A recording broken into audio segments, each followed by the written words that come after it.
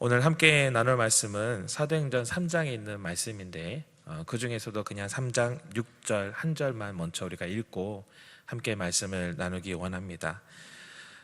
사람들이 보통 인생을 살면서 가장 중요하게 생각하는 몇 가지 단어들이 있습니다. 그 중에서 가장 중요한 한 단어를 꼽으라고 하면 변화라는 단어입니다. 변화. 내 삶이 달라지는 것을 의미하죠. 오늘의 삶이 어제보다는 더 좋게 변화되기를 원하고요. 또 나의 삶이 더 행복한 삶으로 변화되기 위해서 사람들은 자신이 할 수 있는 최선의 노력을 하면서 인생을 살아갑니다. 또한 우리는 이것을 자녀에게 가르치죠. 더 나은 사람이 될 수 있도록 자녀들을 훈육을 합니다. 그런데요, 많은 사람들이 변화되기 위해서 애쓰는데 우리는 종종, 자주 이 변화 때문에 좌절하는 것을 보게 됩니다. 그럼 우리 이 변화라는 단어 속에서 언제 좌절하는가? 그것은 변하지 않는 나 자신을 발견했을 때 우리는 좌절하게 됩니다. 그동안 그렇게 노력했고 열심히 살았는데 내 자신이 달라진 것이 하나도 없는 것을 발견했을 때, 나는 나름대로 젖먹던 힘까지 다해서 온 힘을 쏟아서 노력했는데 남들은 벌써 저 멀리 가 있고 나는 아직 늘 제자리에 머물러 있는 것 같을 때, 우리는 변화라는 기대 가운데 할 수 있는 모든 것을 했지만 변화되지 않는 나의 모습을 보면서 낙담합니다. 이 마음을 누구보다 잘 알고 있는 사람이 있는데요, 그 사람이 바로 베드로입니다. 오늘 본문 속 베드로는 능력의 사도입니다. 그런데 성경에 기록되어 있는 이 베드로의 삶을 들여다보면 그는 변하지 않는 자신 때문에 큰 좌절을 겪었던 사람입니다. 갈릴리 호숫가에서 예수님의 부르심을 베드로가 받게 되죠. 그러면서 베드로는 예수님을 열심히 따랐습니다. 예수님은 베드로의 장모의 열병을 고쳐주셨고, 때로는 예수님을 따라 무리를 걷기도 했으며, 또 베드로의 그 믿음의 고백 때문에 베드로는 예수님께 칭찬을 받기도 했었습니다. 또한 예수님은 이런 베드로를 자신의 기도의 자리에 함께 데려가기도 하셨죠. 아마 이스라엘의 이 13명의, 예수님을 포함한 13명의 사람들이 길을 걸어갈 때 항상 예수님 곁에는 베드로가 있었을 것입니다. 그런데 이런 놀라운 경험 가운데 베드로는 변하지 않는 자기 모습에 낙담합니다. 무리를 걸었지만 큰 파도의 두려움에 금세 물에 빠지고 맙니다. 예수님 앞에 믿음을 고백했지만 그의 잘못된 말 한마디에 예수님 베드로를 향해서 사단아 물러가라, 이렇게까지 이야기하시게 됩니다. 또한 예수님과 함께 기도하러 간 그 자리에 베드로는 어떻게 했습니까? 너무나 피곤한 나머지 잠이 들어 버립니다. 예수님께서 자신이 받을 그 십자가의 고난에 대해서 이야기하실 때 예수님은 베드로에 대해서 예언합니다. 내가 나중에 나를 부인하게 될 것이다. 그러나 베드로는 완강하게 부인했지만, 그러나 결국 베드로는 고통 가운데 계신 예수님을 모른다라고 이야기하게 됩니다. 누구보다 열심히였습니다. 그리고 항상 예수님 곁에 머물던 베드로였습니다. 하지만 변하지 않는 자기 자신의 모습에 실망한 그 베드로의 모습을 떠올려 봅니다. 사람은 변하지 않아, 사람은 고쳐 쓰는 게 아니야, 아마 이런 말을 우리 다 들었을 것입니다. 저는 긴 시간 여러 교회를 섬기면서 이런 생각을 정말 많이 했습니다. 매주일 설교를 듣고 말씀으로 훈련받고 함께 모여서 그리스도의 사랑 안에서 교제와 나눔을 했음에도 불구하고 변하지 않는 사람들을 너무 많이 보았습니다. 그리고 그 중에 제 자신도 있었습니다. 이 사실은요, 저에게 너무나도 심각한 문제였습니다. 성경에는 다양한 사람들이 여러 가지 모습 가운데 회복되고 변화되고 달라지는데 나는 왜 변하지 않는 걸까? 누구든지 그리스도 안에 있으면 새로운 피조물이라, 이전 것은 지나갔으니 보라 새 것이 되었도다라는 말씀이 성경에 기록되어 있음에도 불구하고 나에게는 왜 그런 일들이 잘 일어나지 않는가? 왜 충분하지 않는가? 왜 날마다 똑같은 나의 모습을 발견할 수밖에 없는가? 이런 질문들을 수없이 제 자신에게 던졌던 적이 있습니다. 오늘 이 자리에 계신 성도님들은 어떻습니까? 온전히 예수 안에서 변화되셨습니까? 오늘 삶에서 변화되지 않는 나의 모습 때문에 혹시나 실망하고 계시지는 않습니까? 저는 그런 분들에게 분명하게 말씀드리고 싶습니다. 저 역시 동일한 경험과 고민을 했습니다. 지금 적어도 저는 변하지 않는 내 자신의 모습에 좌절하지는 않습니다. 이제는 과거의 고민에서 벗어나 변화되었고 또한 변화되고 있기 때문입니다. 오늘 이 자리에 계신 우리 모두가 그 은혜를 누리시기를 간절히 원합니다. 그렇다면 우리가 어떻게 변화될 수 있을까요? 변화하기 위해서 어떻게 해야 될까요? 먼저는 나의 뜻을 바꿀 때 우리가 변화됩니다. 솔직히 베드로가 예수님을 따라다녔던 이유가 있었어요. 마태복음 19장 27절 말씀, 이에 베드로가 대답하여 이르되 보소서 우리가 모든 것을 버리고 주를 따라 싸운데 그런즉 우리가 무엇을 얻으리이까? 한 부자 청년이 예수님을 찾아왔고 예수님께서는 그 모든 것을 버리고 나를 따르라고 할 때 그 부자 청년은 고민하면서 돌아갑니다. 그리고 그 이후에 예수님께서 부자가 천국에 들어가는 것이 쉽지 않다라고 이야기하실 때에 베드로가 예수님께 물어본 질문입니다. 아마 이 질문 안에는 이런 의미가 있었을 거예요. 나는 모든 것을 예수님을 위해서 버렸는데 예수님에게 엄청난 것을 받을 수 있겠지. 이런 생각 속에서 아마 베드로는 이런 질문을 했을 것입니다. 근데요, 이와 같은 생각이 베드로뿐만이 아니고요, 예수님의 제자들 가운데 가득했습니다. 세베대의 아들 야고보와 요한은 예수님을 찾아와 부탁합니다. 나중에 예수님이 영광 중에 계실 때 한 명은 오른쪽에 한 명은 왼쪽에 앉혀주기를 요청합니다. 그리고 이 사실을 나중에 다른 제자들이 듣자 어떻게 했습니까? 모든 제자들이 분노했어요. 또한 예수님 마지막 식사 자리 6월절 만찬에 제자들 가운데 싸움이 일어났습니다. 우리는 6월절 만찬에 되게 좋은 모습들 많이 생각하죠. 근데 거기에 싸움이 일어났어요. 누가복음 22장 24절, 또 그들 사이에 그중 누가 크냐 하는 다툼이 난지라. 예, 마지막 만찬 자리 십자가에 대해서 이야기하는 그 자리에 제자들은 내가 크냐 네가 크냐 이 다툼이 일어난 거예요. 근데 안타까운 사실은 이 말씀을 예수님께서 마치실 그 즈음에 나중에 베드로가 예수님을 부인할 것을 말씀하셨다라는 사실입니다. 저는 생각해 보건대 이 싸움 가운데 베드로의 목소리가 가장 컸던 것 같아요. 나 베드로야, 내가 제일 크지?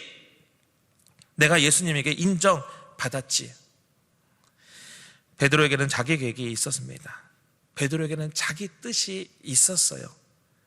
예수님을 열심히 따랐던 이유도, 늘 예수님이 곁에서 함께 있었던 그 이유도 다 자기 뜻과 계획 때문이었습니다. 베드로가요, 3년 동안 예수님을 열심히 따라다녔지만 변화하지 않았던 이유가 바로 이것입니다. 자신의 뜻과 계획이 예수님의 뜻과 계획과 달랐습니다. 성도 여러분, 우리가 잘 변하지 않는 이유도 바로 이것입니다.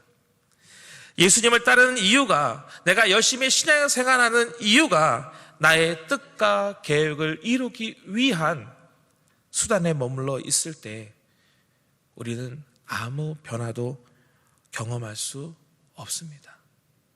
성도 여러분, 하나님은 우리에게 복 주시는 분입니다. 맞습니까? 네, 맞습니다. 근데요, 하나님이 우리에게 복을 주실 때는요, 목적이 있었어요. 하나님은 아브라함에게 이렇게 축복하였습니다. 창세기 12장 3절 말씀, 너를 축복하는 자에게는 내가 복을 내리고 너를 저주하는 자에게는 내가 저주하리니 땅의 모든 족속이 너로 말미암아 복을 얻을 것인지라 하신지라. 하나님에게는 계획이 있었어요. 아브라함을 통해서 큰 민족을 이루고 그들로 하나님의 백성이 되어 이 땅의 많은 사람들에게 하나님의 복을 전하는 통로로 사용하는 것이었습니다. 제자들을 향한 예수님의 계획도 동일했습니다. 마태복음 28장 19절부터 20절 말씀. 그러므로 너희는 가서 모든 민족을 제자로 삼아 아버지, 아들과 성령 이름으로 침례를 베풀고 내가 너에게 분부한 모든 것을 가르쳐 지키게 하라. 볼지어다 내가 세상 끝날까지 너희와 항상 함께 있으리라 하시니라. 이 말씀을 좀 더 쉽게 풀이하면 이 말씀은 하나님의 복을 전하고 그 복을 따르도록 가르치라는 말씀입니다. 예수님은 산상수훈의 팔복 말씀을 시작으로 다양한 말씀과 자기의 삶을 통해서 이것을 제자들에게 보이시고 가르치셨습니다. 이것이 예수님의 뜻이요 계획인 것입니다. 성도 여러분, 하나님이 왜 우리를 부르셨습니까? 왜 우리를 이 땅 가운데 하나님의 자녀로 선택하셨습니까? 우리에게 왜 구원의 은혜를 베풀어 주셨을까요? 나 혼자 잘 먹고 잘 살고 등 따시고 배부르라고? 결코 그것은 아닙니다. 하나님의 구원의 은혜와 놀라운 축복을 우리에게 주시며 그것을 먼저 우리가 누리고 경험하고 많은 사람들에게 그것을 전하도록 저를 그리고 여러분들을 하나님께서 선택하신 줄 믿습니다. 성도 여러분, 우리는 그 부르심에 반응해야 됩니다. 내 인생의 뜻과 계획이 정말 많지만 내가 하고 싶은 거 이루고 싶은 거 정말 많지만 그것을 먼저 내가 앞세우고 그것을 전부라고 생각하는 것이 아니라 하나님의 또 예수님의 그 뜻과 계획에 그것을 맞추고 또 그것으로 바꾸는, 그래서 우리의 삶 가운데 놀라운 하나님의 변화가 일어나는 그런 성도가 되기를 주의 이름으로 간절히 축복합니다. 두 번째로 우리가 변화되기 위해서는 예수가 내 안에 있을 때 변화됩니다. 신학교를 입학하면요, 신학생, 초년생들이 듣는 이야기가 하나 있습니다. 신학교 1학년은 목사, 2학년은 전도사, 3학년은 평신도, 4학년은 불신자가 된다. 처음에는 뜨거운 사명으로 신학교에 입학했는데 성경을 학문적으로 연구하고 배워가게 됩니다. 그러다 보니 시간이 지나면서 성경적 지식은 정말 많아지고 이성적 판단은 갈수록 뚜렷해지는데 예수님에 대한 그 마음이 냉랭해지는 그 모습을 비꼬는 유머입니다. 저는 말씀을 보면서 베드로가 그렇게 될 수도 있었겠구나 라는 생각을 했습니다. 그러나 참 감사하게도 베드로는 변화되었습니다. 왜요? 그 베드로 안에 놀라운 능력이 담겨져 있었기 때문입니다. 오순절 마가의 다락방 성령의 역사를 경험하고 나서요, 얼마 후 베드로는 요한과 함께 성전에 올라가게 됩니다. 당시 유대인들은 하루에 3번 기도를 하게 돼요. 그리고 그 기도 시간 때마다 많은 사람들이 성전에 가게 됩니다. 아마도 베드로와 요한은 그 성전에 복음을 전하기 위해서, 사람들을 만나기 위해서 찾아갔었던 것 같아요. 그런데 성전을 들어가는 그 입구에 한 사람에게 주목을 하게 됩니다. 말씀에 보면 그는 태어나면서부터 장애를 가지고 있었고 사람들에게 이끌려서 날마다 그 성전 문 앞에 나와서 구걸하는 사람이었습니다. 그리고 그 사람 앞에는 매일 수많은 사람들이 지나갔어요.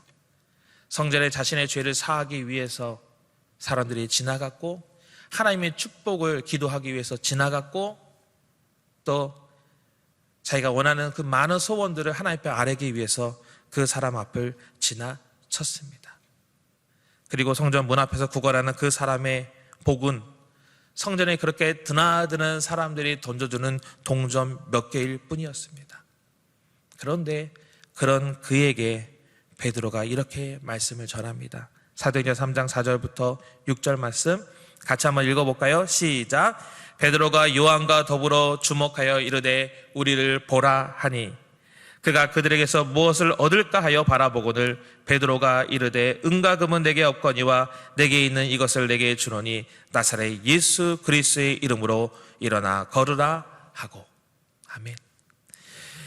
베드로는요, 무언가를 얻기 위해서 열심히 노력하던 사람이었습니다. 그런데 오늘 말씀 속에서 베드로는 자기 자신 안에 오직 예수가 있음을 선포하고 있습니다. 그래서 아무도 관심 가지지 않던, 성전을 출입하는 사람들이 던져주는 그 동전 몇 개가 아니라 우리의 죄와 사망을 위해 십자가에 죽으시고 부활하신 그 예수 그리스도를 베드로가 전하고 있는 것입니다. 성도 여러분, 우리 안에는 예수님의 십자가 부활의 능력이 있습니다. 그렇게 믿으십니까? 그런데요, 어떤 이들은 이 놀라운 복음을 내가 처음 예수를 믿을 때 뜨겁게 경험하고 그 이후에는 잊어버립니다. 머리는 알고 있는데 가슴으로 느끼지 못해요. 신앙의 연수는 더해가고 성경적 지식은 많아져서 남을 판단하고 정죄하는 것은 잘 하는데 자기 자신이 구원의 은혜를 받은 자라는 사실을 잊어버립니다. 어떤 일이 벌어지겠습니까? 마치 매일 기도를 하기 위해 성전을 드나드는 수많은 사람들처럼 자신의 죄를 위해 복을 받기 위해 열심히 신앙생활을 하지만 성전 문 앞에 구걸하고 있는 그 사람을 모른 채 지나쳐버리는, 그에게 아무 능력도 행할 수 없는 그런 그리스도인이 되어버리는 것입니다. 성도 여러분, 신앙의 연수가 늘어나는 것을, 성경적 지식이 많아지는 것을 너무 기뻐하지 마십시오. 그만큼 나에게 하나님의 은혜의 복음이 채워지지 않는다면 우리에게는 아무 변화도 일어나지 않습니다. 매일매일 그 십자가의 은혜와 그 부활의 그 기쁜 소식을 내가 날마다 경험할 때, 그래서 내 안에 담겨져 있는 그 은혜의 그릇에 하나님의 은혜가 계속적으로 차고 넘칠 때에 내가 듣는 말씀, 또 내가 배운 말씀, 내가 깨달은 그 말씀이 나의 삶을 변화시키는 놀라운 역사가 되는 줄 믿습니다. 저는 매일 새벽 4시에서 5시 정도에 일어납니다. 원래 평소에 조금 일찍 일어나는 편인데 요즘엔 더 많이 일찍 일어납니다. 그 시간을 놓치지 않기 위해서 노력합니다. 그래서 저녁 9시면 잠을 자고, 또 혹은 마음과 생각을 혼란스럽게 하는 그런 미디어들을 스스로 중단합니다. 왜냐하면 그 새벽의 그 시간이 제가 하나님 앞에서 복음을 묵상하는 시간이기 때문입니다. 예수님의 십자가, 그 부활의 의미를 다시 한번 새기고 말씀을 읽고 기도하는 그런 시간입니다. 제가 이 얘기를 하는 것은 제가 엄청나게 경건한 사람이다, 이것을 강조하고 싶어서 얘기하는 것은 아닙니다. 저 역시 항상 그랬던 것은 아닙니다. 바쁜 일상과 또 내가 누리고 하고 싶은 그런 일들을 하다 보니 때로는 그 시간을 모른 채 지나갔습니다. 그런데 어느 날 하나님께서 그 시간에 저에게 너무나도 큰 은혜를 주시는 것을 내가 경험하게 되면서 그 감격이 너무나 커서 그 귀한 시간을 놓치고 싶지 않은 마음에 더욱 힘을 내고 노력하고 있는 것입니다. 제가 그 시간에 뭐 하겠습니까? 성경을 읽고 기도하며 성경에 기록된 하나님의 마음을 살핍니다. 나를 향한 그 하나님의 마음, 내가 얼마나 경건한지, 하나님을 얼마나 많이 알고 있는지, 내가 하나님을 위해서 무엇을 할 수 있는지, 그런 것들을 생각하는 것이 아니라 나를 향한 하나님의 사랑과 내가 죄가 많고 부족하고 연약하지만 나에게 부어주시는 그 하나님의 은혜를 감사하며 기대합니다. 저는 그 시간이 날마다 그 예수 그리스도의 복음을 듣는 그런 귀한 시간입니다. 성도 여러분, 베드로는요, 오순절 마가의 다락방에서 그것을 경험했습니다. 예수님께 이야기도 들었고 예수님께 십자가에 죽는 모습도 보았어요. 그런데 그 예수가 아직 자기의 마음에 들어오지 않았어요. 그런데 하나님 앞에 뜨겁게 기도하며 성령이 그의 마음 가운데 임하게 되자 그는 그 예수를 통해서 변화된 놀라운 위대한 사도가 된 줄 믿습니다. 성도 여러분, 우리는 복음을 듣습니다. 이 복음은 내가 처음 예수 믿을 때 딱 한 번 듣는 복음이 아닙니다. 매일매일, 어제도 오늘도 내일도 우리는 늘 그 십자가 부활 앞에 무릎 꿇고 나아가야 될 줄 믿습니다. 이 은혜가 내 안에 가득 차고 넘칠 때 어떤 일이 벌어진지 아십니까? 우리 마음 가운데는 기쁨이 생겨납니다. 우리 마음 가운데는 하나님이 주시는 그 비전이 넘쳐나기 시작합니다. 어제와 오늘의 삶이 다르지 않습니다. 오늘과 내일의 삶이 다르지 않을 수 있습니다. 그러나 그럼에도 불구하고 우리는 삶 가운데 하나님이 주시는 그 마음으로 날마다 새로운 삶을 살게 되는 줄 믿습니다. 이것이 바로 예수 그리스도 그 이름이 가진 능력이요, 그 복음이 우리의 삶을 변화시키는 놀라운 은혜인 줄 믿습니다.